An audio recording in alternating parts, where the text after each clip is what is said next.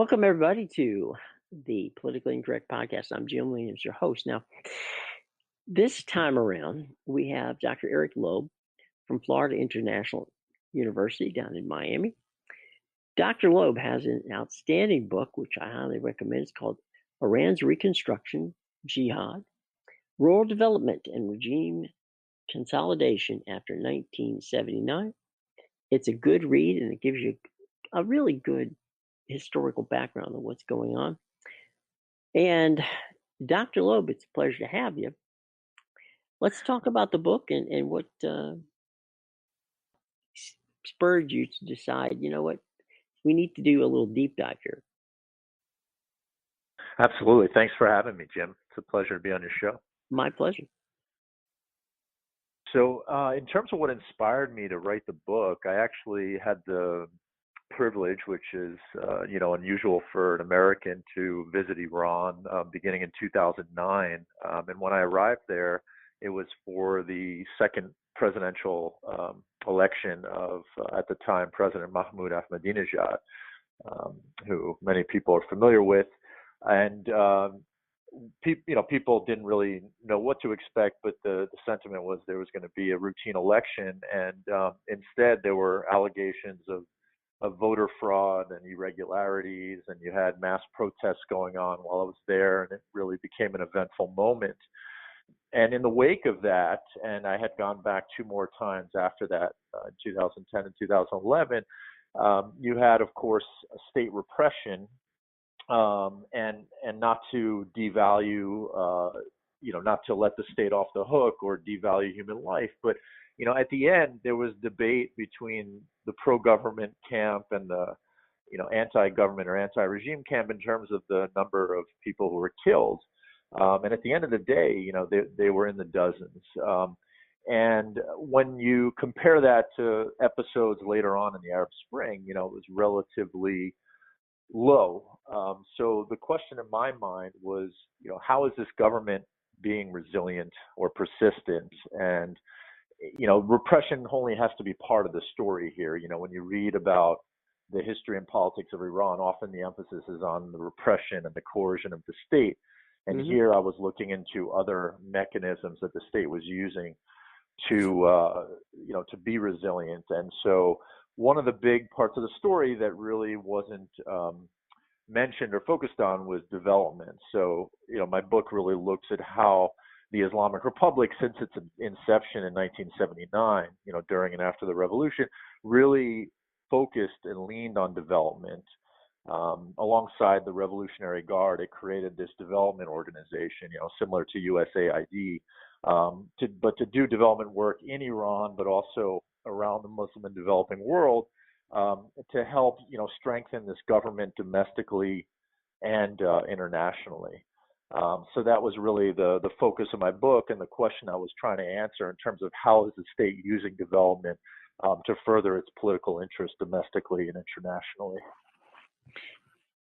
From the standpoint of the United States and the EU, what is it they get right about Iran, and what is it they don't understand? Well, again, in terms of that, this government, to get back, to the central question or argument out of the book, that this state, like other states and governments, repression is only part of the story. That it's created and even mimics some of the institutions of the Shah, which it doesn't really discuss beforehand. It tries to set itself apart from the previous regime. Right. But it has an amalgamation of an assortment of institutions that have allowed it to connect with society in Iran. Whether you want to call them development organizations, social welfare, but these institutions have allowed the state to strengthen its relations with society, build a base of support, which I would say since 2017 has gotten perhaps weaker as we see more and more protests in the country that have become more intensified. But nonetheless, there's a base of support there, and that a continued policy of isolation and sanctions that are imposed by the United States and the international community is, will not necessarily lead to regime change, will not necessarily lead to a change in behavior. And actually, if anything, it will make the Islamic Republic more resolute and, act out more in the region and beyond. So in terms of our efforts to double down on that policy, most recently by withdrawing from the Joint Comprehensive Plan of Action or the nuclear deal in 2018 and reimposing sanctions, not sure if that's going to really get us where we want to be. And we could see where Iran is today.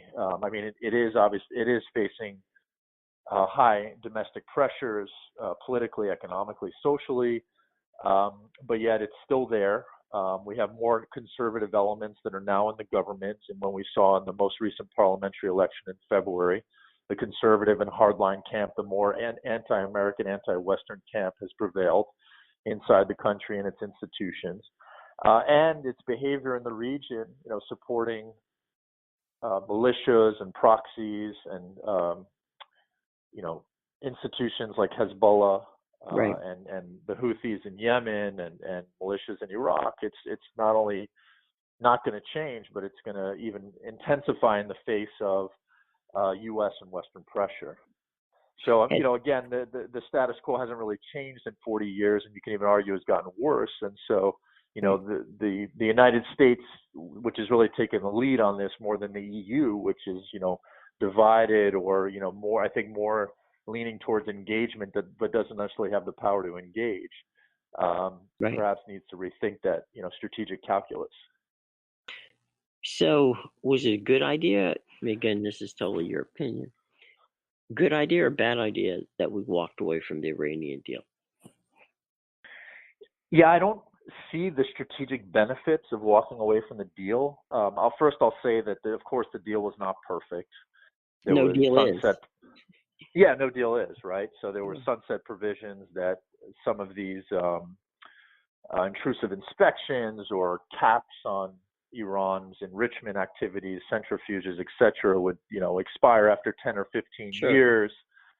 It didn't address other issues, like I mentioned earlier, in terms of its relationships with organizations like Hezbollah and others in the region, which the U.S. Labels malign activities and behavior, but it's part of Iran's military and security doctrine to work with these organizations and push back on U.S., Israeli, and Gulf interests, Arab Gulf interests in the region. It doesn't address the missile program. And yet, it was a stepping stone. And I think the Obama administration, even if they may not have communicated enough or sold it enough, was a stepping stone to again, reversing course on a strategy of isolation and sanctions that didn't change Iran's behavior, using it as a stepping stone of engagement, and then that could lead to further discussions about some of those other issues. And instead of just purely having a strategy that has sticks in the equation, you're now adding carrots, and you're beginning to integrate this country into the international community, economic incentives like sanctions relief.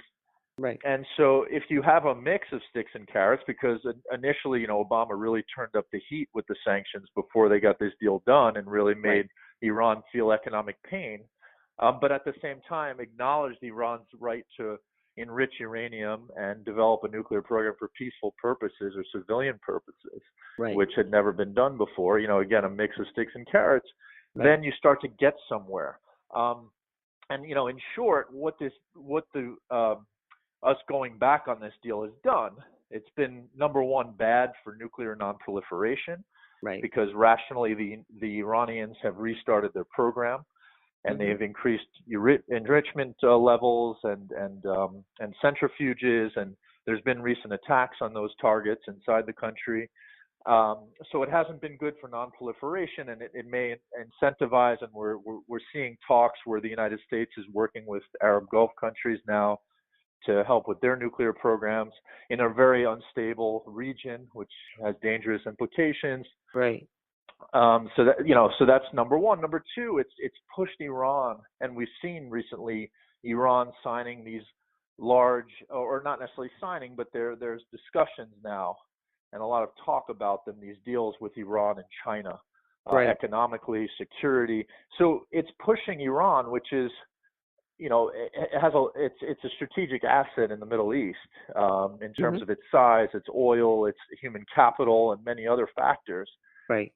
pushing it directly into the arms of our competitors, not just regionally but globally, in terms of China, Hmm. Russia. So it's really hard to see the strategic benefits, not to mention again that it hasn't changed Iran's behavior, and it's just increasing U.S.-Iran tensions more and more, and incentivizing Iran to continue to work with groups like Hezbollah and Hmm. push back on what it sees as a hostile and unpredictable United States. To your point, Dr. Loeb, the carrot stick concept, which you were just talking about, when you walk away, and Iran is one item, but it's not, it's kind of the whole kind of diplomatic gestalt, right? If you walk away from a table and say, okay, we're out, deal's done, we're walking away from the deal, a deal that you already signed and agreed to, um, what you're going to do is you are going to give whoever the hard right is in whatever the country the absolute ammunition they need to prove, aha, we knew they weren't going to, be involved in this. We knew they were, that they had other things in mind. And you basically have played right into their hands. That's absolutely right, and that's why I would argue, at least the way I see things, Hmm. everyone has different opinions, that this administration is not interested in supporting groups and interests and individuals who are trying to promote democratization in Iran. Because another Right. thing, when you'd asked about what the United States and the Europeans, I mean, people at the highest levels, I'm sure, understand this, but average people who study the country may not, is that, Iran, like anywhere else, has political factions, right? It's got its Sure. conservatives and hardliners on one side. It's got Right. its, if you want to call them, I mean, moderates, I would say, Hmm. reformists, progressives. I'm not sure, if we would use the term liberal necessarily. Right. But nonetheless, people who want to engage. I mean, this was the largest part of President Rouhani's platform in Right. 2013, Hmm. and he won elections. He was reelected again in 2017. Was that we are going to re-engage the United States, the international Hmm. community. We are going to foster normalization. That's going to lead to a dialing down of economic and security related pressures, and Hmm. Iran will prosper as a result. And that's why when the deal was signed in 2015, it's now coming up on 5 years, which is hard to believe, that people, not everyone supported it. And like you said, Hmm. a lot of hardline conservative and reactionary elites and citizens were against it. But many people came out in the streets and celebrated Hmm. because they don't want to be a pariah state. They don't want to be isolated. They don't want to be under constant sanctions, which is now making, for example, fighting coronavirus very difficult. Hmm. Iran day to day, it's more than the elites, but Iranians themselves, many ordinary average Iranians are paying the price for this. Hmm. So, there was a lot to celebrate. There was high expectations. And like you said, with the United States walking away, not only does it undermine U.S. leadership and credibility in the Middle East and beyond, but it empowers the very elements that could want, continued conflict Hmm. with the United States, with the EU, with the West, Hmm. and and it empowers them. It also protects their business interests because now you're keeping Iran's economy closed, and you're strengthening their monopoly. So it even goes beyond politics. But like you said, it did give them ammunition to undermine Rouhani and the moderates and the progressive Hmm. camp and say, "We told you so." The U.S. can't be trusted Right. and only understands force, which is the same arguments that our hardliners here in the Hmm. U.S. and our hawks make here vis-a-vis Iran. And so it perpetuates this cycle of conflict, and it undermines any chance of Iran, moderating, changing its behavior, democratizing. So, for those who say, well, this is a way or that the U.S. has any interest in seeing Iran democratize or seeing tensions dial down. It just does the opposite, and it just seems to be counterproductive. It's interesting that besides the instability, when you sign a document like the Iran deal, one of the things that was mentioned to me when it was so, the concept of the deal was being sold was like, look, if we elevate Iran to a player on the world stage, well, then they can be judged as a player on the world stage. So, is it the greatest document in the history of the world? No. But does it accomplish what we hope it will accomplish, right? Which, as you said, is to open a dialogue, elevate them up, and then, they will feel as if they deserve a place at the table. If you pull the chair away from the table, that's not a good practice. And it takes us back, and I wanted to get your impression on this, and that is with regard to when we engaged in the second war in Iraq. There was a neocon theory that just because they hated Saddam Hussein so much, that we, the United States, when we, with our little coalition, went in to fight, they were going to welcome us with open arms. And you're like, that might be the most naive concept I've ever heard in my life. There's 17 different, factions in the country, and they're all going to just lay down and go, oh, thank God the Americans are here to get rid of Saddam Hussein. Are we misreading Iran as badly as we misread Iraq? I think we are.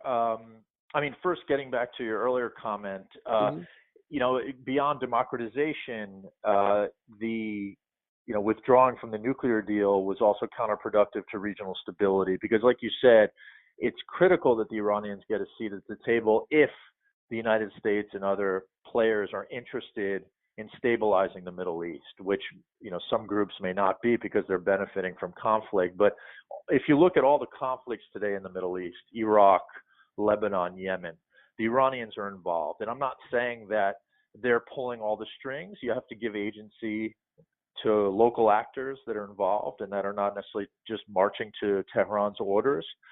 But if you want to resolve those conflicts, Syria as well, the Iranians would have to have a seat at the table. So, I think that may have also been part of the Obama administration's calculus, is that you can now, this creates an opening for that, where you could sit down with the Iranians, with the Gulf countries, Turkey, other influential actors, even the Israelis, where we don't have these structural barriers anymore, where we can't speak to the Iranians and where we can only speak to our so-called allies or countries we've traditionally worked with in the region. So, I just wanted to emphasize that point. But to now get back to your other question about misreading, yes, absolutely. Again, the Islamic Republic, we tend to think of the dominant ideology being Islam, being religion. And yet this is another thing that we overlook, and that is not sui generis to Iran, but is present everywhere, is the concept of nationalism. And even people, having spent time in Iran, even people who are anti-government or anti-regime, because it's very complicated in Iran. You have part of the government or the state controlled by the supreme leader and his factions, and then part of the government, the elective institutions that are under the purview of the president and parliamentarians. So, what does it even mean to be anti-government in Iran? You may be supporting the president, but against the leader, or vice versa. It's very complicated, but nonetheless, regardless of what side you are on the political spectrum, people tend to feel nationalistic. And even people that are in the diaspora in the United States and elsewhere, who have very strong feelings, tend to have negative feelings about this government and fled the country during the revolution and want to see regime change. They themselves, they want to see, they, they have strong emotions about their country, about Iran. So there's, they, like anywhere, you have these nationalistic sentiments that Mm-hmm. are discounted when everything is framed, in a reductionist way or simplistic way within the frame of Islam. It's not just about religion, but nationalism could be just as strong, if not stronger, in Iran. Mm-hmm. From an ideological standpoint, it's even something these clerics use to galvanize people in the country. They push on that Iranian nationalism button. It's not just Islam or other concepts and ideas. And so, as a result of all that, to have foreign forces attacking your country, Right. Which we're seeing right now. Mm-hmm. Again, we're having, and it's not an accident.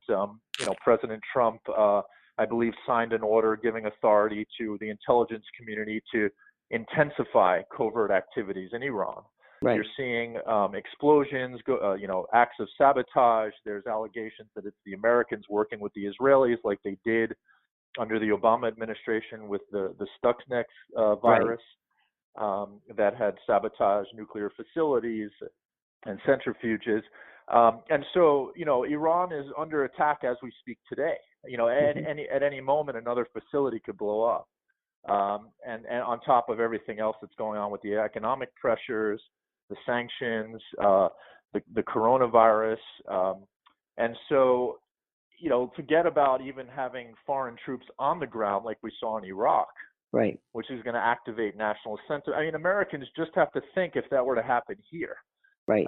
Even if they came in the name of liberation and freedom Right. and Mm-hmm. whatever, at the end of the day, do you want foreign boots on the ground of your country? What types of emotions and sentiments that's going to elicit? And the last point is that the Iran-Iraq War, which was the most long-standing, intense, conventional Mm-hmm. conflict of the 20th century, Right. an 8-year conflict between Iran and Iraq is very much, and I saw this when I was on the ground in Iran, it's very much part of the national narrative, and it's very much ingrained in the national psyche and people's mindsets.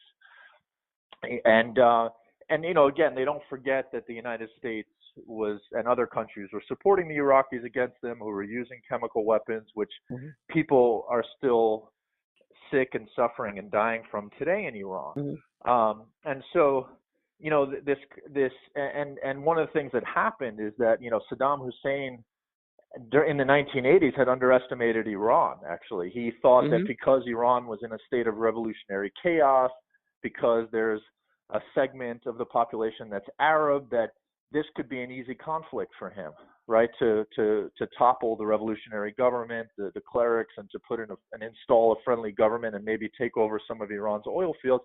Right. And that did not prove to be the case. Even Iranian Arabs stood up against Saddam and joined the Iranian forces.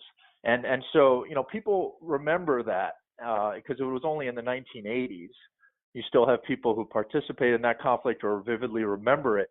And so again, if attacks continue, whether it's through cyber attacks or other means, or if there was ever a scenario where you actually had foreign boots on the ground like we had in Iraq, and we still have in Iraq and in Afghanistan, there's gonna be a rally around the flag, most likely, and you're going to have a national mobilization. Even people who are against the regime and want to see a change in Iran are going to most likely mobilize against this. And it's happening now to some extent in the face of these current attacks that we're seeing that are, again, allegedly being carried out by the United States and Israel. And, all right, we're going to give you the opportunity to be the advisor on Iran to President Trump and to the potential of President Biden. Going forward, starting 2021, what should we be doing?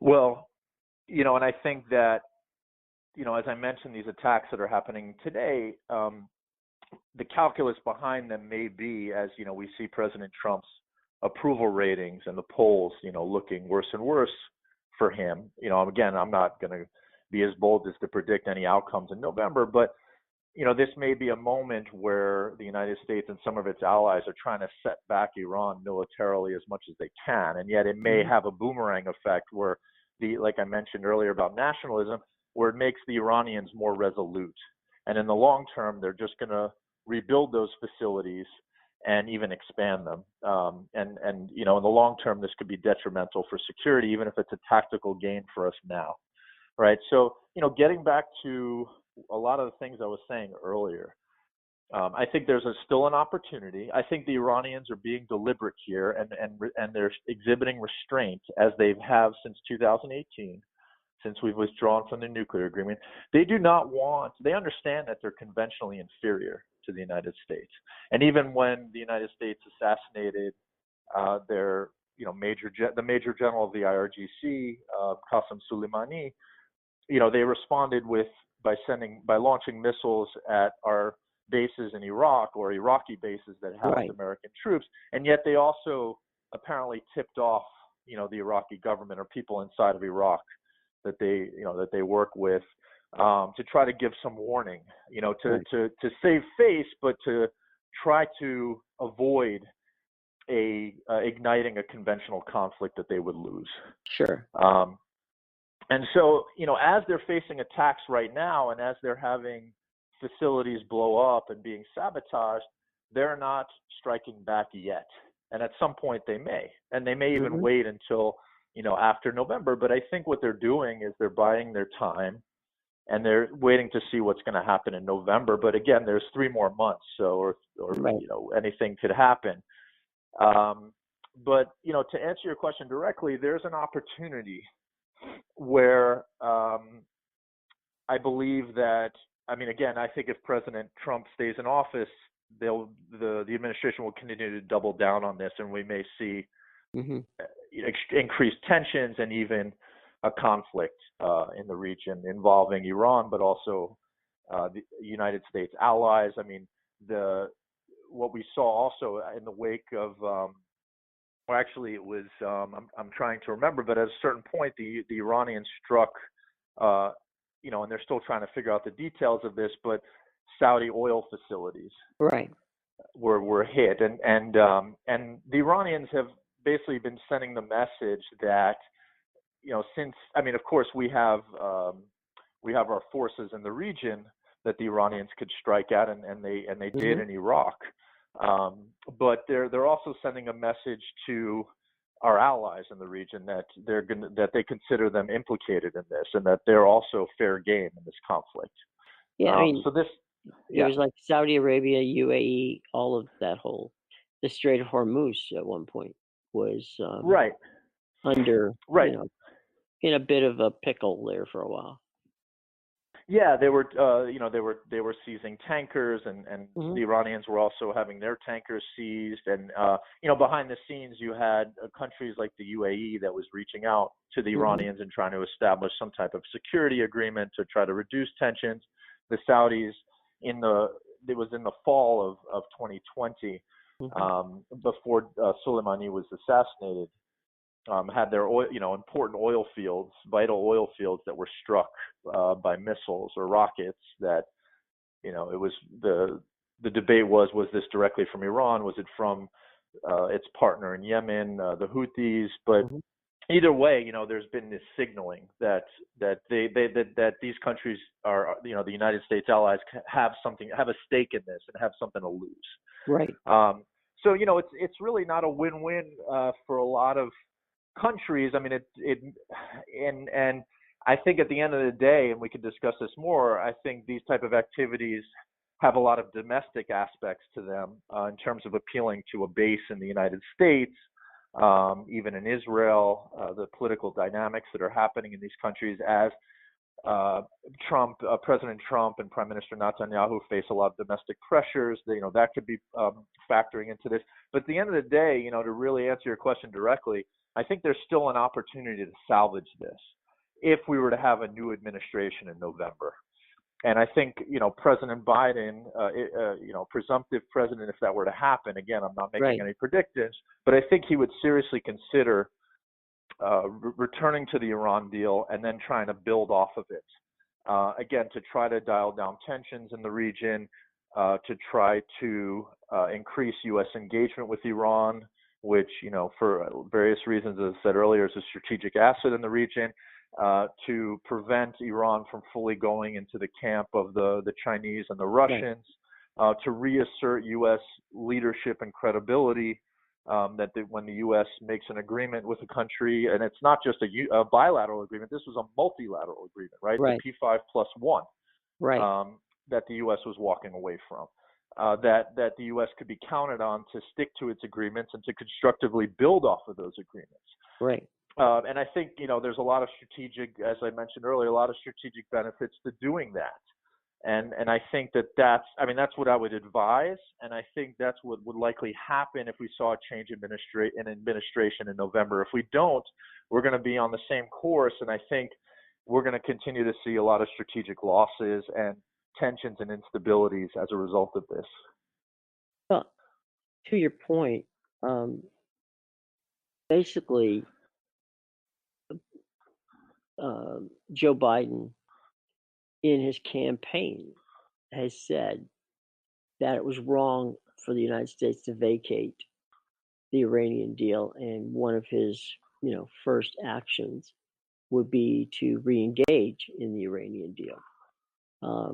In large part, he said, because of much of what you said, that we need to be seen as someone who can sit down and talk to people, while at the same time sending a message to the rest of the Middle East that, hey, we're here to help, calm things down, and also not to leave our EU partners and other partners floating out there going, what the hell's going on here? We're sitting there, who do we side with here?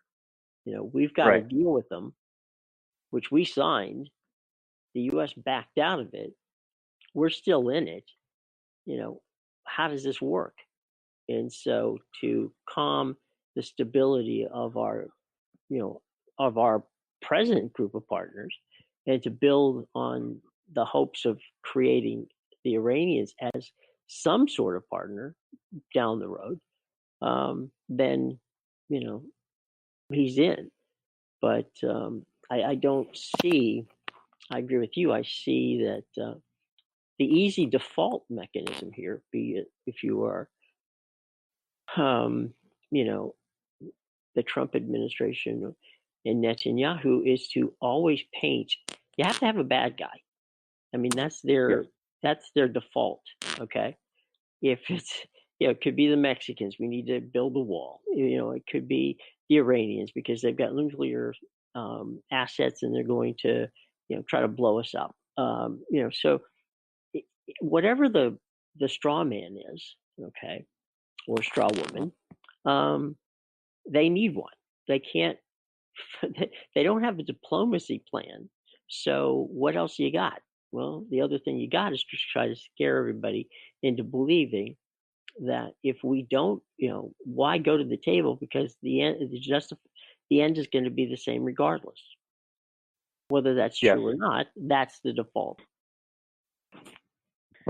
Well, 2 points. I mean, first of all, one thing I didn't mention in terms of this, another strategic deficit of leaving the Iran deal was that it increased, like you said, tensions between the United States and our traditional allies in Europe who believed in this deal, particularly France and Germany, that, believe in diplomacy, economic engagement, being more constructive now.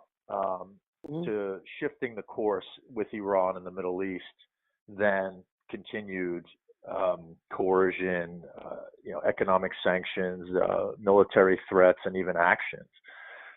And so, as with other issues, under this current administration, the Trump administration, this is just another thing that contributed or exacerbated those tensions with our traditional allies. So, on top of this not being good for non-proliferation, for this pushing the Iranians into more and more into the sphere of influence of the Chinese and the Russians, it's another thing that has soured transatlantic relations. So, I think that's an important point, and one that could be perhaps mended, with a change of policy in November, or it would be in January or beyond, if again we had a change. Mm-hmm. And as you said, yes, I mean, I think it's complicated in terms of just President Trump using this to create a bad guy. I mean, Mm-hmm. number one, with the policy failures of Iraq and Afghanistan and the carnage, Mm-hmm. I think the American public is tired of these never-ending conflicts, which President Trump campaigned on, that he was Right. going to end this. And now, he risks dragging the U.S., or he is dragging the U.S. in another conflict. I mean, we came Mm-hmm. very, very close earlier this year. And Sure. even now, it seems that we're, along with Israel and others, trying to goad the Iranians and see how they're going to respond to these attacks on their soil. When you look, for example, at John Bolton's book, he had mentioned that at a certain point, I think it was during the UN assembly, or that President Trump was making efforts to reach out to President Rouhani, but that Mm-hmm. those efforts were stymied by hawkish cabinet members, who Right. actually John Bolton is one of them, but also Mike Pompeo in the State Department, and of course, Stephen Miller. Yes, and Prime Minister Netanyahu was also trying Mm-hmm. to obstruct this dialogue, the Israelis, or at least I'm not going to say the Israelis, but the Netanyahu government, which they have a hard time keeping together these days. They have to keep Right. going back for re-elections, which I think Prime Minister Netanyahu is clearly facing a legitimacy crisis. Mm-hmm. Not being able to keep governments together, facing corruption charges, which he's now on trial for. We're going to see how that plays out. Facing now protests in Jerusalem and Tel Aviv and elsewhere in terms of disapproval in the way that he's handling the coronavirus and other policies, and the unemployment that we're seeing in Israel, and the economic misfortunes of people, similar to what we're seeing here. I mean, these now we're seeing two presidents that are dealing with domestic crises at home. And so, one of the calculus behind these recent attacks may be that they're doing this as a distraction, to try to change the media cycle away from their struggles at home. But another, as I said earlier, may be that particularly, as the Israelis are seeing the poll numbers here in the U.S.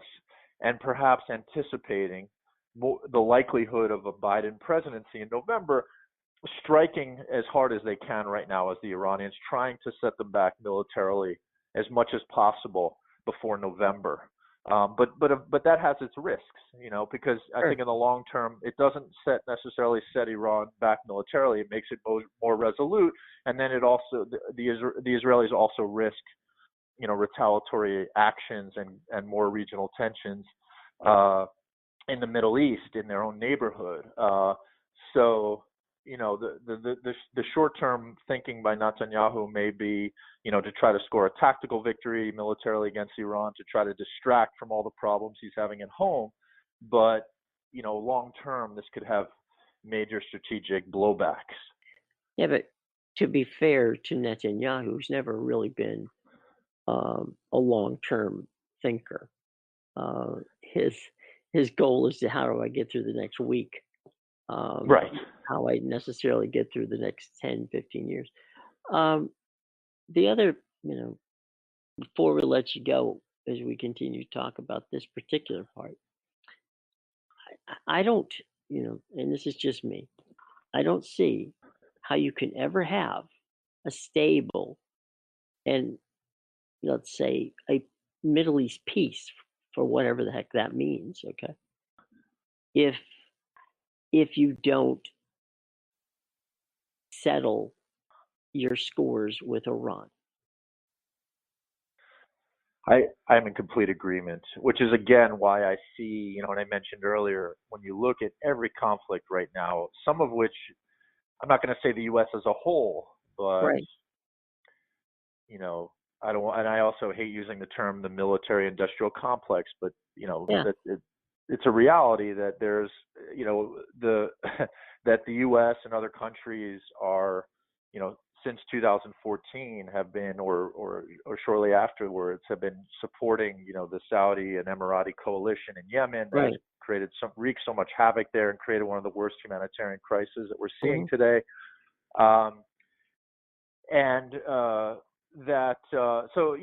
There's these reward structures, and that that are generating revenues, that are justifying jobs in a bloated defense establishment, and so the question is, how do we get around those? Even just looking at our situation at home, how do we get around those reward structures to think about creating stability, which it may not even be in the interest of some of these entities here in the United States and even elsewhere, that benefit from these conflict economies. And there's it's even beyond just economics, but there's political and social capital that is to be gained from conflict as well. That's even local actors as well. But I think in the larger picture, the Iranians have to be there. I think the nuclear deal was a good stepping stone to move in that direction in terms of engaging them and seeing how these conflicts can be resolved. I think also that, like I said, Arab Gulf countries have paid a price for this tension. When they had missiles destroy their oil fields, when they had tankers that were seized, and perhaps, because we did see, like I said, when the tensions were really starting to go up, the Emiratis, for example, reaching out to the Iranians and sitting down with their militaries and trying to work out a security arrangement. The question is, can that happen on a broader regional level? Like we saw in Europe after centuries of warfare, where they had the Westphalia Agreement that in the 1700s, that countries would begin to respect each other's sovereignty, and that warfare or relations wouldn't be seen as much in a zero-sum game, because that's really what we're seeing in the Middle East today. That sovereignty is not being respected. I'm not just talking about the United States, but regional actors who are continually intervening in each other's affairs, whether it's through their militaries, whether it's through proxies, not just the Iranians, but on the other side you have Arab countries that are relying on proxies and supporting rebels and extremists that are fighting on the other side of these conflicts against Iran and its partners.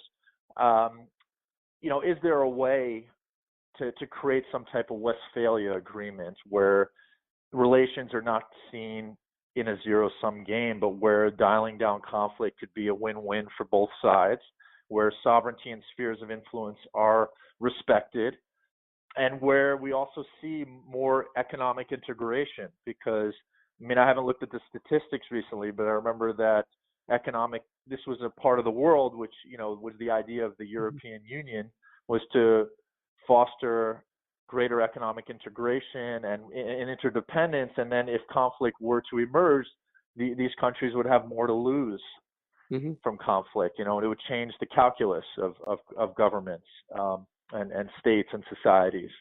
And so I think that's where the Middle East needs to go. And right now, with the leadership we have in this country, we are obstructing that. We're adding fuel to the fire. But perhaps, a new administration in November would start to move us in that direction. But again, we would have to think about, how do we eliminate or reduce some of the reward structures that we've created in this country for those types of conflicts, because it's not an accident, and this is a discussion maybe for another time, a much longer discussion, but it's not an accident that we continually are spearheading or finding ourselves, in conflict after conflict in the Middle East. We have, hundreds, I think, of 800, I think, or more military bases around the world. So, we have created this system and this structure, and in what ways could there be a change and resources diverted into other, public goods, social services, healthcare, education in this country, but also, what are the implications for that structure and system on stability in other parts of the world? Major questions that we have to wrap our head around as we move forward as a country. I know we have to wrap it up, and I will in just a second, but to your point on that, right? If we were at the present moment, we're talking about the restructuring of police forces here in the United States and how best to do that. If we were to take the theory you just, put out there and talked about, okay, yes, military is important, but what if we were to engage through the military through a more, wide range approach as opposed to just because we can blow you up, we're going to, and tackle it from that standpoint. Perhaps we might get a little further. You never know. But again, another conversation for another day. Iran's Reconstruction Jihad, rural development, and regime consolidation after 1979. The author is Dr. Eric Loeb, who we've had the pleasure of chatting with for the last, just about an hour or so. Dr. Loeb, here's your chance. Tell us where we can get the book or we can follow you on social media. And we promise to have you back for sure. Thank you. Thanks again for having me. It was a real pleasure. The book is available. It's published through Cambridge University Press, so it's available on the publisher's website, but also at retailers like Amazon and others online. And we will have it in our show box below so that you can find it. How about social media? Do you have a Twitter account or something that you want people to follow you at? Please feel free to reach out by Facebook, by LinkedIn. I haven't made my way to Twitter yet, but may do so eventually. Be careful. Yes. I don't know if I want to open that Pandora's box. But well, you don't want to end up, you don't want to end up being somebody promoting Bitcoin. So right. Perhaps you're better off being out of the Twitter sphere. But anyway, Dr. Loeb, it's been a pleasure. Look forward to our next conversation, and we'll be back with more right after this. At BMW, we know leaving the road wasn't easy, but anticipating our return taught us to appreciate every drive. The exhilaration of the ultimate adventure. Moments spent with your favorite co-pilots. And the freedom to explore just because. Our time to rejoin the road is finally here.